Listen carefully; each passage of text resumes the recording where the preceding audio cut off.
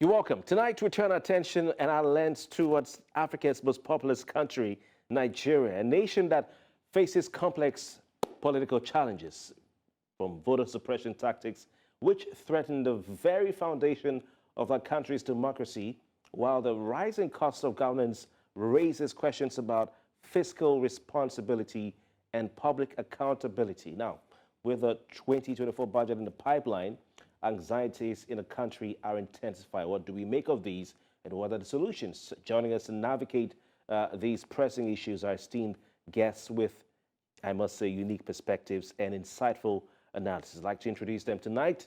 Basil Abia is a co-founder of VERIV. He joins us via video link from Abuja, the nation's capital. Wisdom Nwoga is a public affairs analyst. He also joins us via video link from Ogba in the very beautiful Delta State.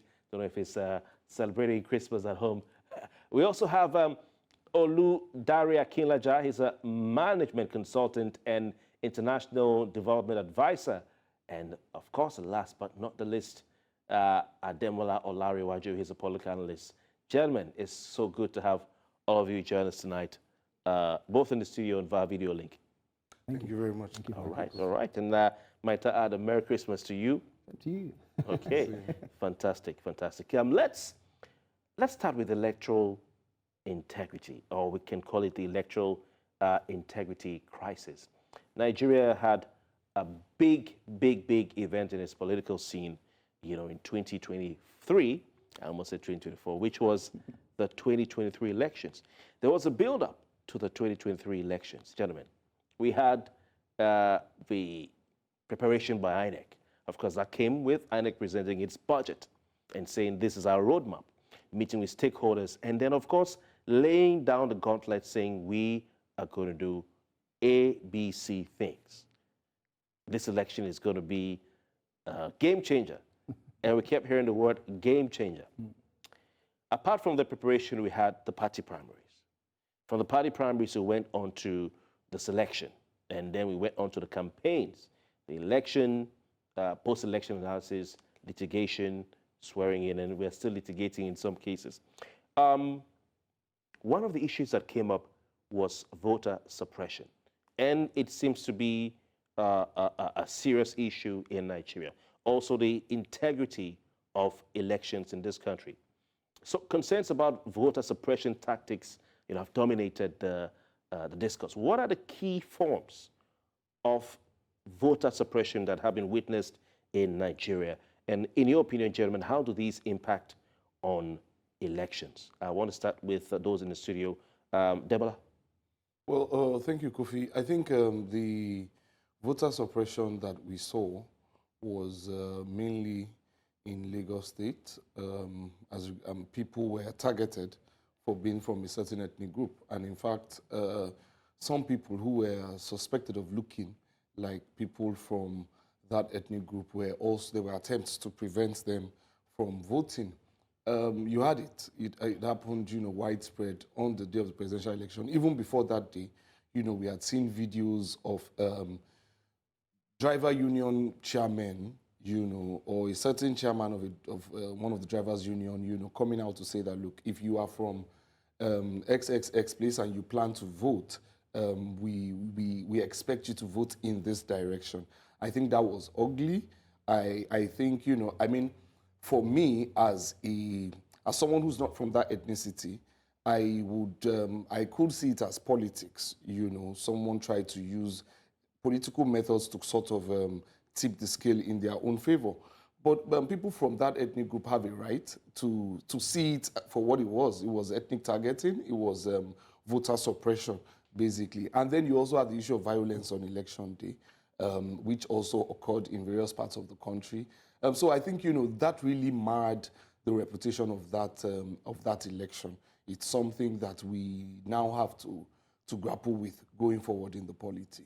Okay, so you're looking at voter suppression from the point of supporters of politicians going out to issue threats against the supporters. Against certain ethnicities, because it is assumed that, they were going to vote in a certain direction and people wanted them to vote in another direction. All right. Interesting. Oludare, what do you say to that? What would you say are some of forms of voter suppression that we have seen in Nigerian elections, and what impact have they had on the elections? Well, the truth is, we have not yet gotten past this intimidatory kind of politics, where if you are voting in an area that has a particular influential person that wants you to vote in a particular direction, you have literally to maybe look over your shoulder sometimes to be sure that nobody's looking at you to that you don't vote against what it is. And this intimidation happened widespread across Nigeria. And the truth is, every single time you don't allow people vote with the clear conscience of, oh, I'm going to vote. If you win, you win. If I win, I win. Let's leave it at that.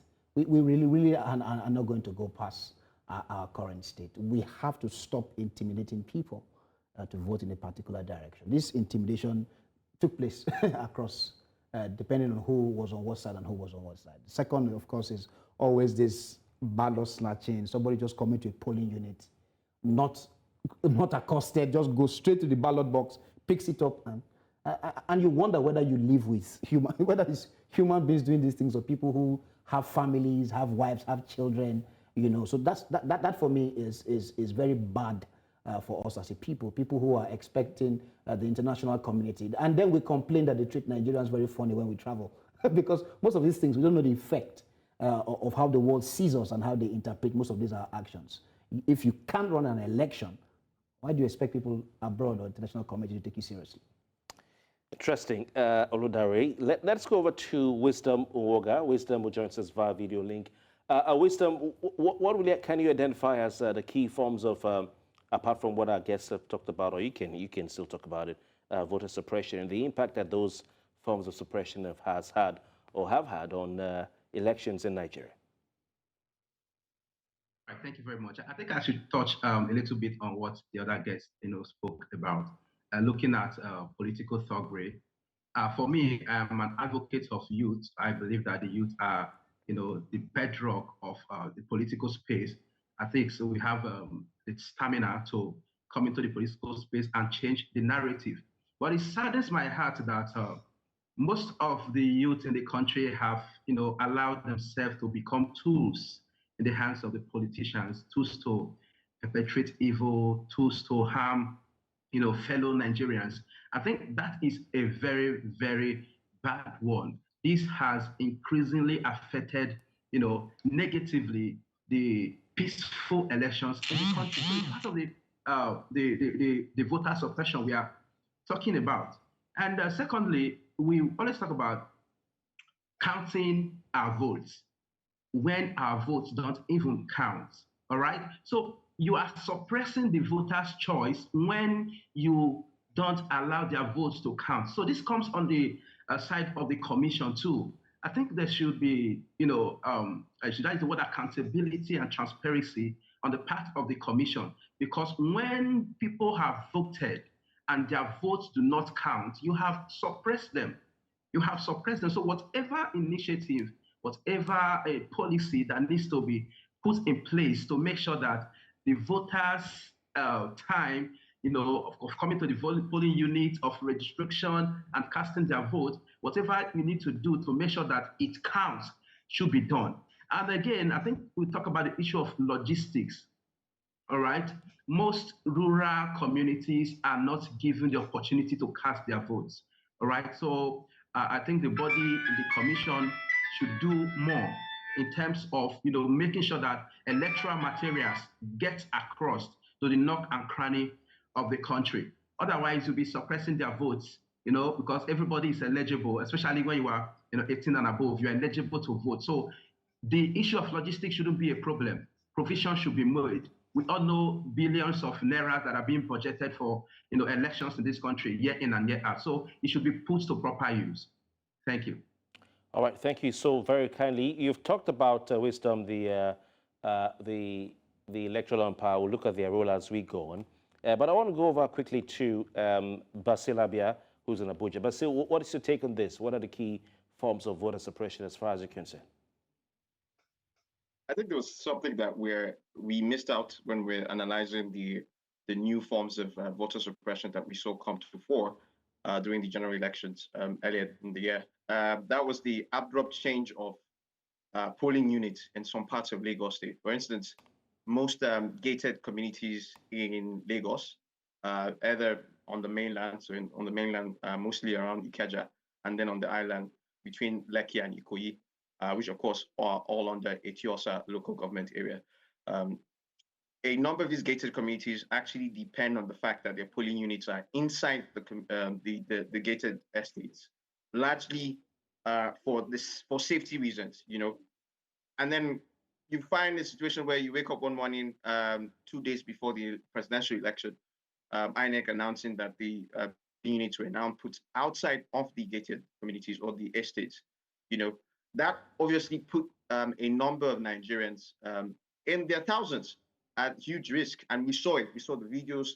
Thanks to citizen journalism, a number of Nigerians posted the videos and the photos on Twitter, as with on Facebook and Instagram, where they came out to actually exercise their democratically eligible rights.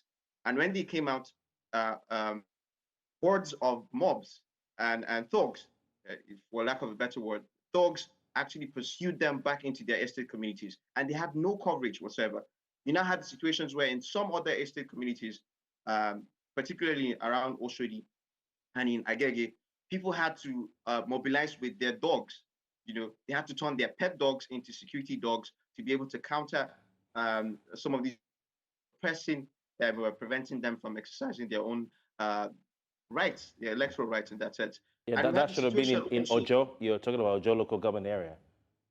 Yes, in Ojo local government area, And then we had a similar situation in River State, for instance, where, and permit me for the lack of a better word, where dogs were actually attacking people that they believed were members of a particular political party. In fact, if I'm more specific, members of Labour Party were specifically targeted in Port Harcourt and in parts of Ahoda local government area, where they were either, macheted or threatened by machete-based violence. So we lost a number.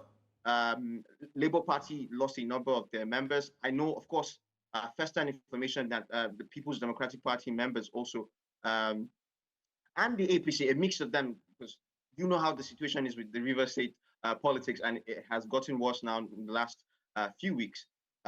Members of those two also lost their men due to the infighting. And this was before the elections and on the presidential election day. And we saw that recur again during the governorship election day. So we see new innovative, and I don't mean this in a nice way, but we see new innovative ways of voter suppression using a mix of violence, using a corroboration with even INEC themselves, the state INEC boards, for instance, in Lagos.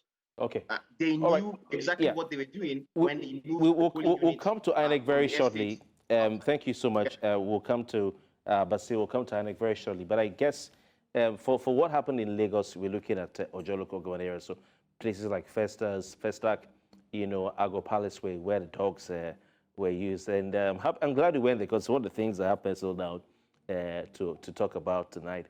You also talked about the last-minute change in polling units.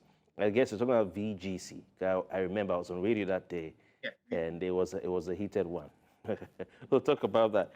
But before we get to INEC and the security agencies, you've all gentlemen talked about verbal threats issued by certain persons. I think Ademola, you were referring to MC Oluomo's threat. I don't know. Is it okay if I mention his name? Yes, I mean, it's okay. Everybody's always so, but I mean, he was on. It's out there in the public domain. It's not hidden, and he came out to explain, that he didn't mean what people said he meant, but that's up for debate. You talked about ballot box snatching. Now, gentlemen,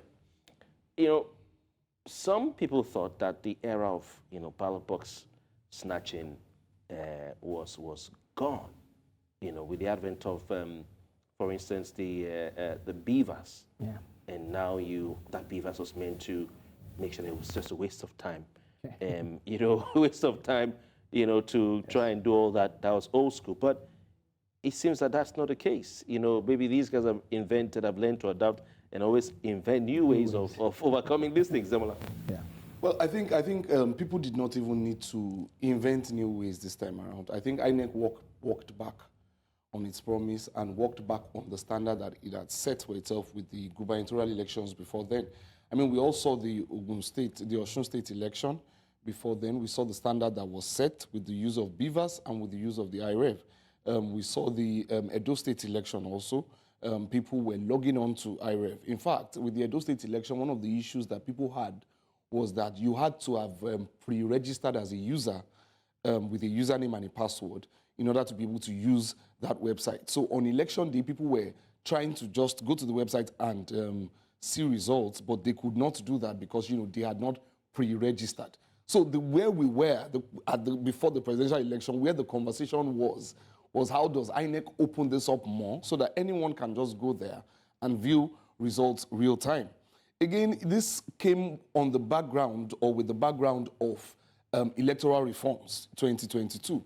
Remember, we had this long journey towards electoral reforms. We had various pushes over the years towards the electoral amendment of the Electoral Act, which eventually came to pass in 2022.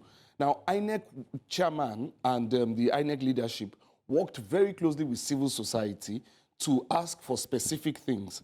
One of those was the use of electronics for elections, either for transmission or for collation. Another was the powers of the INEC chairman to delay election results for 7 days while he reviews those elections. And this particular thing was put into that act because if you remember in 2019, you had the instance from Imo State where an electoral officer declared somebody under duress. So the idea was, even if that person declares you under duress from Imo State, once the results get to Abuja, the INEC chairman can overturn that result based on the evidence. And so that was the expectation going into the presidential election. But unfortunately, beavers which worked in some places, IREV was where the major failure was. People could not view those results real time.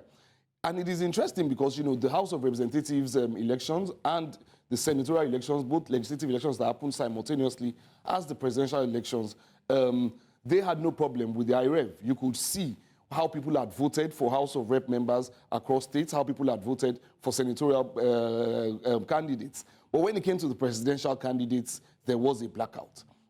Would I be right to say that was what Senator Dino Melaye was shouting about at the National Collation Center in Abuja, when he was saying that they have to do something about the election results for the presidential election. Exactly. That was the point he raised. Yeah, that he wanted was saying, the INEC chairman that, look, you have 7 days. Let's not rush. Let's take our time. And he held Let's the look at the entire process, review it before you declare a verdict, before you declare a winner. So I think it was a letdown on that front. Kogi State election has now even made it worse. I sincerely do not know how we would be able, whether we would need to go through another round of electoral reforms or whether we would need to change the human beings who are overseeing the digital process. Just zero in a bit for a minute on that Kogi State election, what you're referring to. Well, Kogi State election, I mean, we had instances where this time around in Kogi State election, the politicians took it another step higher. They compromised electoral agents right from every polling unit. At least we saw about 20 different polling units in the Central Senatorial District where polling unit officers came to the polling units with pre-filled result sheets from EC8A. This is unprecedented. But the question, that's why I'm asking the question. We're coming from a past, and yesterday we had a conversation, this morning I had a conversation with some people who said, you know what, we have made some progress from the days of 1999, where you had ballot box stuffing, Oludare, and people could sit in government house. I remember one of the states I was in, that year, it was about results being written in government house. Yeah. The police would go, take all the ballot boxes, they snatch it, go to government house, and they thumbprint, and they call it ballot box stuffing. And so they thought was that now that we have what do you call it again, technology, and we have the beavers, you can't pre-fill. I mean, everyone has to be accredited.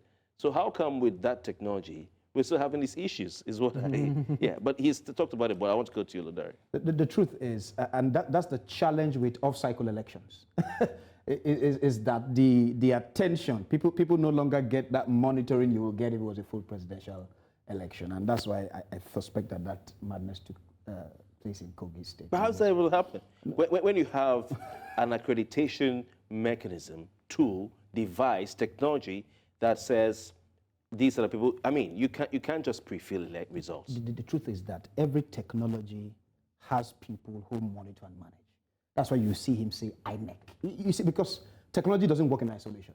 You see, technology is just an amplifier, okay, of whatever you already have existing. And so the people who are, let me give you an example. That program was written by somebody. The back-end server is monitored by somebody. There's a human person that's going to monitor that process. So there is no how you will tell me that none of this ever happens. Is that human factor the same thing responsible for the fact that, for instance, in River State, case study, most popular case study, you have results saying one thing. Yeah.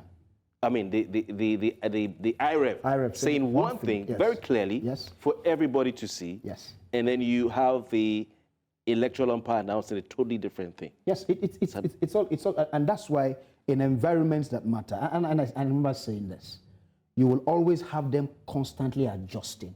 And the adjustment is saying we must limit human interference.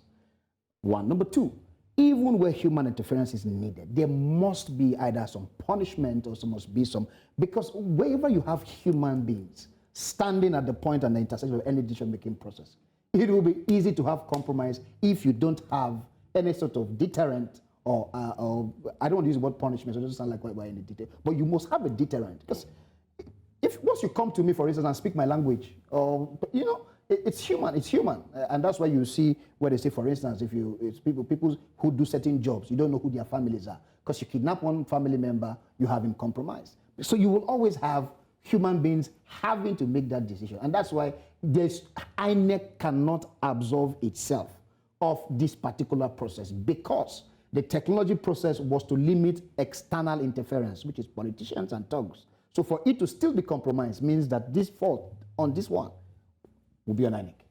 Right, but you know, INEC have been at various of their stakeholder meetings, and they keep saying that the politicians are the real problem of elections in Nigeria, because they are the ones who always bring the initiative, bring the idea, and make the move to say, okay, we need to do A, B, C. But let me go to Wisdom Nwoga. Wisdom Nwoga, do you agree that this is more of a human factor? If that is the case, then would it be right to say therefore? Yes, would it be right to say therefore that you know what? There is no technology, there is no law, there is no amendment, there is no whatever I want to call it, AI, that can be brought as far as elections in Nigeria are concerned that will work, because the people involved in the process will not allow it to work.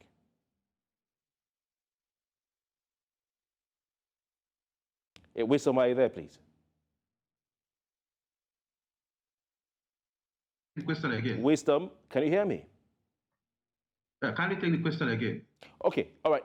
If you can hear me, of course, I guess we're talking about, the fact that INEC and the individuals, the human factor is at play when you look at the failures of the BVAS, the IREV, and even the Electoral Act.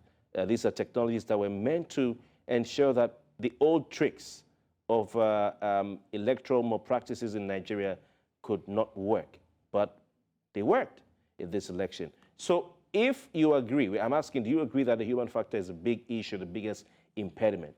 Then does that therefore mean that we can say that there is nothing that you bring as a technology or a law in elections in Nigeria that will change what we have now until the people change?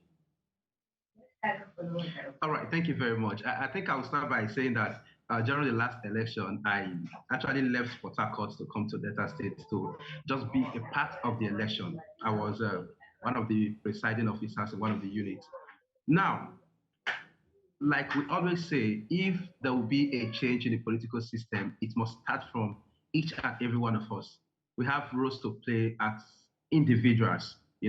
We just call on INEC as a body, but then we have individuals that are operating under INEC. So if we must have a free and fair election, if the technologies must be effectively used and come up with effective results as we expect. Definitely, the manpower handling such technologies must be transparent on their own part. They must give a fair play. They must do the right thing at the appropriate time. Like the other guest was commenting, we all what's it called? We submitted results, election results during the election time via the machine that was given to us. We submitted for the Senate, we submitted from the House of Rep, and we submitted for other positions. It worked. But then we asked ourselves, why was it that the presidential election didn't work? When you say it didn't work, was it that there was no network, the device went off, that Beaver's device, that tablet went off, there was no network, or you were logged out of the site, you couldn't access the server? What happened? All right, thank you very much. Now, the way the machine was programmed was that even though there were no network at that particular time, you can let's say pre-save. Once you get to where there is network, it will automatically upload. But now the case was not that. Those that were uploaded for other elections went successfully, even where there were no networks. But that of presidential, even when we came out, at the various local government collating units, always located at the bigger cities, from away from the villages and the nook and crannies of the town, it didn't still work. So I don't know what to say, but I feel there was an individual manipulation. That's why I'm talking about personalities handling these technologies. Technologies, like my colleague there said, do not work by themselves. There are people at the back end. There are people that are monitoring them. There are people that are putting parameters to make sure that these technologies effectively come to place. But then, what have they been doing? Were they deliberate about making this not to work? So they are the concerns that we are talking about. For us to man this system very well, we as individuals must play our part, and we must play it rightly. All right, interesting. I'm so happy we have you here, because I mean, this is hearing from the horse's own mouth, gentlemen. In my place, we say it's better for you to see, it's not for you to be told. Let me go to Basil. Basil, where do you stand on this human factor issue? Because, I mean, if we're all saying that, the human beings are not allowing the system work, then it means that we just have to accept, maybe, I don't know if you agree, that we have to accept the fact that it will never work. Now, there's nothing you bring on the table. Because what some people say, including myself, is that, I hear people say, the 1999 Constitution of the Federal Republic of Nigeria must be changed. We need restructuring. I don't think that is a problem. See, Nigeria's Constitution will be like El Dorado. If you have the right leadership, a fair leadership, good leadership, people will not even remember that it's a constitutional problem. And the same with restructuring as well. Human beings play a critical role. So, I don't know, are we to say that, well, nothing will work until we have a change in the human factor? Basil.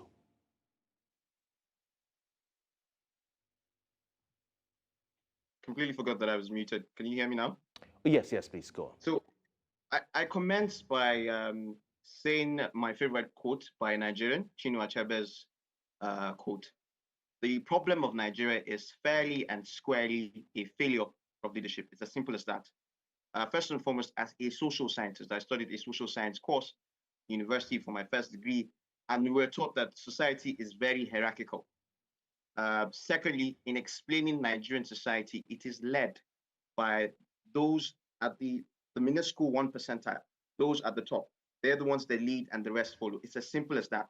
And because society is hierarchical, whatever it is that they imprint as our mores and our codes and our morals, they pass down, using that particular pyramid to the larger 70%. Using Pareto principle of distribution, that's how it works for conventional societal analysis. Now, thirdly, and most importantly, institutions are built by human beings. Whatever those non-mentioned codes for ensuring that institutions continue to adhere for the construction of a society, for the statecraftmanship of a society, it has to be done by people.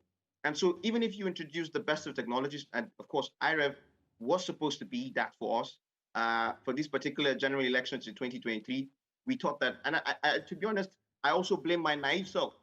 I actually thought that IREV was going to be the game changer for most of us. But then again, you know, on the day of presidential elections, we went to the polling unit and we started to see struggles. You know, I'm not even going to use examples made by people. I'll use personal examples that I saw myself. I saw how hard it was for people to do the transmission of the results when we wrapped up the voting, you know, around 4:30, 4:45. And you call your friends in their own respective polling units across the country, you know, as someone who has family members spread across Nigeria, I did call family members spread across Nigeria. I did call family members in Ademola State. I did call family members in Akwa Ibom State. I did call family members in Lagos. They continued to record the same thing, the failure of the IREV, only for the next week, the next elections, which were, of course, the gubernatorial election in a number of Nigerian states, of course, saying that they've actually found it quite easier to do the election transmission using, of course, the IREV technology. Okay. So therein lies the crux of the problem. Definitely, a cohort of people wanted the presidential elections to be found difficult to be operated upon using these technologies. So that, and of course, as you do know, when human hands are allowed more, I would say, leverage, then the propensity for fraud or the propensity for carrying out electoral fraud in that sense, you know, is higher. And so with technology jettisoned to the side for the presidential election, of course, the propensity for whatever fraud that carried out, as we do know, was carried out widespread, did happen. Now, compare that with the case of gubernatorial elections that happened the next week, you know, for instance, where there was a distinct disparity in terms of the failure of IREV when compared to the presidential election. It goes back to the entire problem. Right. Institutional change has to be led by the top. It has to be led by the leaders. And until we get leadership right, until we get a few people saying, you know what, we're going against the norm, we want to change how society is being shaped. We want to ensure that electoral reforms actually are being carried out and have actually been adhered to. Very interesting. Changes in that sense. But Basil, very interesting. You're the sociologist here. I don't know if our other guests, and you've taken us back to school. And it's so amazing to hear what all of you have had to say. You're saying that all these things, these challenges, will be addressed by institutional change, but it must be led by the right leadership. But it is these institutions that will install the right leadership. And these institutions, the structures and systems, if they are not working, can't install the right leadership to change them because they do not want to be changed. So it means that we are in a catch what? Impasse. 22 situation. You know, and the question is who will bail the cat? I don't know. We will take a break. When we come back, we'll talk some more. If we have to stay on, our producers and production team, we have to stay on this voter suppression for today. Please allow us to stay on it because we have to exhaust everything here. Okay, we'll take a break. We'll be right back. Please stay with us.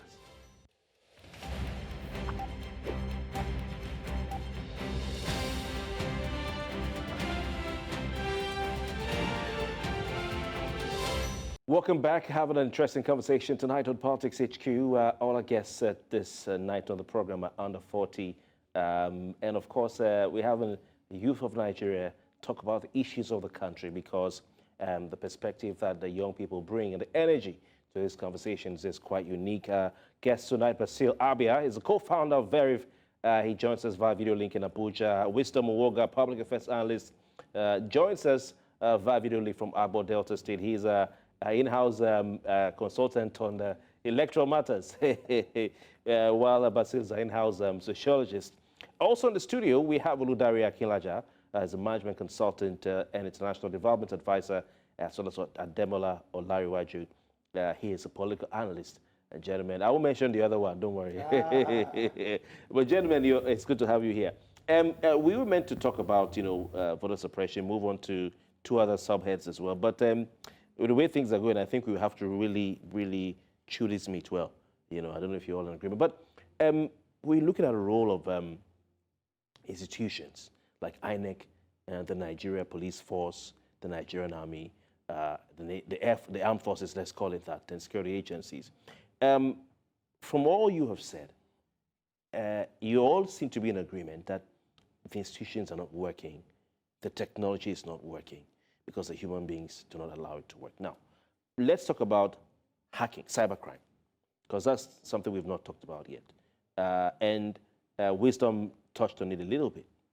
He says, and I hope that they don't come for him. I hope he'll be allowed to do BAPO next time. Next time. Yeah, if you're not callers, we'll take it up. I'm sure one of our guests will take it up for you. Maybe Basil will take it up for him. He says the thing just went off. They could not upload. Even without the network, he says that you can still do transfer of the files. Some offloads. Yes. So what happened? INEC has not told us till today what went wrong. All we hear was as a glitch, and is that the end of it, Ademola? For me, I think the disappointing thing with the 2023 electoral season was the judicial pronouncements eventually. I had hoped that the litigation, the electoral litigation that followed from both Labour Party and the PDP would deepen our electoral jurisprudence and then give legal backing, basically, to the use of the IREV. But what you had from the Presidential Elections Petitions Court and then also at the Supreme Court was the court basically taking us back, 1 year ago, maybe to the pre-2022 Electoral Act, by saying that, IREV was not important to the process. And it was not compulsory. It was not compulsory, which, makes us wonder why we went through the process of reforms. But the electoral law actually says so. The electoral law. The The electoral law says, because look, this law has a history, okay? So as of 2015, what the law said was that INEC was free to use any means. But it didn't say they INEC must. was free. It said INEC was free. This was the previous electoral act. The previous one. Previous one says INEC was free to use any means to conduct elections except electronics. Ahead of the 2019, people were agitating that except electronics should be removed and then free up INEC to be able to use whatever method it wanted to use. And that eventually happened in 2022, which meant that going into the 2023 election, whatever INEC said it was going to use was what was going to be in play. The Constitution freed the hand of INEC. But the law didn't say INEC must. I'll get to it. Must. Okay. Now, what the law also says is that INEC shall be in charge of electoral conduct and that anything INEC says on elections is what stands. So if INEC says that we would use palm kernels to vote, for example, palm kernels it is. Everyone better goes palm kernel hunting and that becomes it. What happened in this instance was INEC by itself came up with its own manual and regulations and said that we are going to do it in this way. The guidelines, it will be the guidelines and the manuals and the regulations for the conduct of elections. What the court now eventually said was that INEC has a right, as the umpire, to change the rules of the game, which it had pronounced, which we had seen in the Ekiti and previous gubernatorial elections, that INEC had a right to change that rule in the middle of the game as the supreme electoral umpire. Which might make sense. But in the Electoral Act, what the law says. Yes. Look, it is simple. If you tell me we are going to be here for 1 hour, I expect to be here for 1 hour. No, okay? but isn't the learning, the L on Nigerians, especially the civil society and media, who did not take time to really study and analyze the electoral law? Up till 2 days before that election, people were asking the INEC chairman and they were asking the then spokesperson of INEC, how are you going to conduct elections? We are hearing you do not want to use beavers and IREV. INEC insisted. Professor Mahmoud Yakubu addressed a press conference and said, we are going to conduct it in line with the same standard that had been set before. Here's the point. But the guidelines and the rules and guidelines, for the conduct of elections, and it's not a law. The rules, look, the law is simple. It's not okay. Now there are certain things that are not part of the Constitution, but they derive powers from the Constitution. So, for example, CBN derives its powers over fiscal policy, its powers over monetary control in the country, derives it from the Constitution. If CBN says we are no longer going to use naira, we are going to use palm kernels or cowries, for example, as the means of currency, butter. then that is because it is what CBN says it is. But Say that you will not accept those cowries because constitution doesn't say cowries. That is wrong. But it's technical. What do you think, my brother? Straightforward. Constitution empowers INEC. The law allows them to empowers INEC to set the guidelines. I want to ask you, are you expecting the justices of the Supreme Court of Nigeria, the justices of the Court of Appeal, to take decisions outside the law? Because no matter how anyone feels, and I want you to come in here too as well, Oludare, no matter how anyone feels, the law is the law. And even if I tell you I'm going to do A, if the law says I can get away without doing A, I must not compulsorily do it, then whatever I say is of no effect. So that's why you hear people say that lawyers are very good at arranging these cases based on loopholes and the lacuna words they always use a lot. And I remember using this example when we spoke recently. And Basil spoke about being on leadership. We'll get back to that later. I have a different school of thought. The truth is, when I read that electoral law, I told a friend of mine 6 months before that there was a lacuna in it that they were going to take advantage of. Because it still put the discretion of whatever happens in INEC. INEC was not twisted to... Just like the Nigerian constitution. So they will always... It gives you something with the left hand, takes it with the right hand. Loopholes. And that's why I use America or those environments. Okay. You will always see them retweak based on the previous mistake. For instance, there cannot be another Trump-Hillary situation. America has dealt with that. There will not be another Biden-Trump. So how did they deal with it? No, this is what constitutional issues do. Was it from the Congress? From the Congress, constitutionally. Okay. That's why you see things like the Electoral. They have looked at their system and said to themselves, for instance, when you look at the way Nigeria is, the numbers of voters, whether true or not in the north or upwards, look more than disadvantageous wise in some sense. That should be a legal issue on how would we say a particular amount of people with their population can determine, just simply because they give birth to more, what happens in Nigeria as a whole. Means that you and I, no matter what our needs are or what our desires are, it's already segmented in a particular way. So that's sort of a... kind of thing, there should be an adjustment in how the process takes. Now, I will agree with him that sometimes, which is what he's saying about INEC. INEC said, but the truth is, we trusted them based on what they said. But just like any arrangement will happen, when I want to cheat you legally, I won't cheat you independent of what does not exist or what is not written. I will look for that loophole and say, Kofi, I agree that you are this. But based on so, it says this, and this. So should we be looking therefore at the judiciary? Because if the Americans went to the Congress... At the Congress. All right. So the judiciary didn't basically do anything wrong, by saying, I'll not come to wisdom. Judiciary didn't do anything wrong by saying, this is what the law says. We can't be emotional. Like Baba CJN said, Ademola, we can't pander to the emotional crowd, to the mob. To the mob, In a democracy, you pander to the mob. It's the rule of the majority. We are talking of the election votes of people. No, in the judiciary, there's the intent of the law. That's why I said, Kofi, there were agitations. Are you saying that the court should pander to a crowd or to the law? When we looked at the 2019 election, the problem of the 2019 election was the fact that there was too much human intervention. And that's why we've increasingly said, go towards digital. Now, what the court did by that pronouncement is to rubbish the digital innovations that have been made. And we need to put that in our electoral jurisprudence and say, look, no matter what, INEC's failure to use IREV from the was a National Assembly. Now, the National Assembly, perhaps you can send a bill. You can send a bill. We will now go back to the National Assembly and say, tie INEC's hand. However, the antecedent before then was that if the judiciary had said, INEC must use IREV, because look, and I predicted it at that time, I think it was on Politics HQ, I said the next elections now, no, everybody will ignore the role of beavers and the role of IREV, and the election will go back to what it was before, which is what is going on now. And the court has given, room for legal backing to that by saying, look, we don't care what happens on IREV, we don't care what happens with your beavers. So whatever INEC says is fine. Change the law. So I mean, I want to go back to wisdom very quickly. The final thought from you on all of this. Wisdom, are we in a catch-22 situation?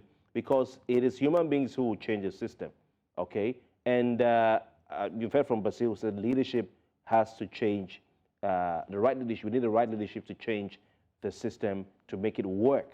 But how will the right leadership go there when we're in a democracy which is meant to choose leadership? So if the faulty system is meant to choose the leadership to change it, it means that we are in a fix. Do you agree with that, Wisdom? Very quickly, please, very briefly. Yes, of course I am, because it's even preposterous to be talking about court orders in a democratic system. You know, the citizens voted for Mr. A, court INEC declares Mr. B, and the court is declaring Mr. C as the final winner. So it's even an issue. But then the problem, like Basil said, is a leadership problem, but then we as an individual has a role to play, all right? Not because there are no other things. If the apex at the hierarchy level that Basil mentioned is not doing the right thing, then those below should pick up from there, all right? So we must not dance to the tone of the leaders. If the leaders aren't doing the things that the proper things, I think those at the lower level should pick up from there. Thank you, Wisdom. Sorry I'm rushing this, but last, very quickly, Basil, how will the right leadership get into that position to change the system? Protest votes, very simple. You know, we nearly got that in 2023 earlier this year. And I think that there's genuinely a chance, a pathway or a pipeline for that to happen. For the first time in a long time, we have a third alternative, a third political alternative that, you know, was used as a vehicle for people who were protesting against the establishment. I do think, and with the way the economy is right now, very important to highlight that we have had a 7 percentile increase in inflation since last year, December last year. So inflation is currently at 28.2%. There are projections that it will hit 30% by the time the MBS releases their new inflation numbers by January 15th. Well, Basil, we have to go. Thank you so much. And then someone sits down in the room and presses a button, and then the results will fail to upload, and we'll come back to discuss again. I want you guys to go and think about it. Next time we have you, we'll discuss it. How can the right leadership, if there is a top-bottom approach, how can the right leadership be in that position to make the system work? Thank you, gentlemen, for your time. I've taken what you've all said, but we want to thank you so much. Basil, Abia, Wisdom, Nwoga, and of course, we have had in the studio here, Oludare, Akinlaja, and Ademola, Olanrewaju. Gentlemen, it's been a 3 hours. I know there's a lot to say. Maybe after now, we'll go sit down somewhere and then we'll talk about it. My name is Kofi Barrtels. See you tomorrow. Good night.